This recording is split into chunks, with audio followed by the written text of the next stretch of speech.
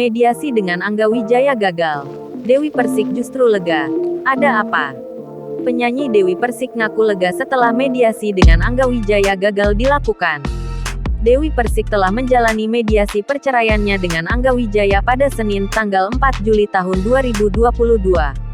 Namun, mediasi gagal dilakukan.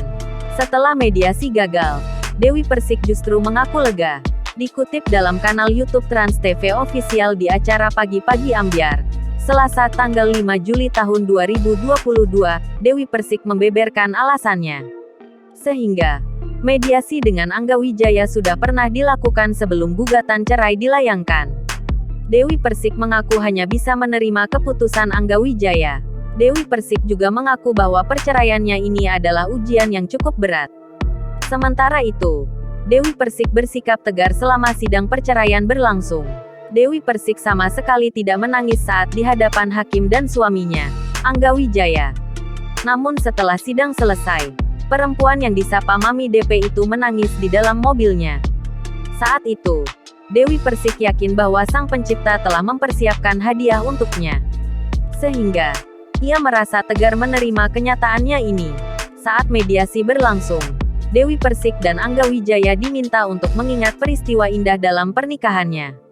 Dewi Persik mengaku mengingat semua kebaikan yang pernah ia lakukan dengan Angga Wijaya selama menikah. Pun saat itu, Angga Wijaya menangis di hadapan hakim. Namun, Angga Wijaya tetap kukuh berpisah dari Dewi Persik. Sementara itu, anak Dewi Persik, Felis Gabriel telah mengetahui soal mediasi ini. Dewi Persik mengaku memberitahu Felis Gabriel setelah sidang selesai. Saat itu, Dewi Persik berusaha memberi pengertian kepada Felis Gabriel soal perceraiannya.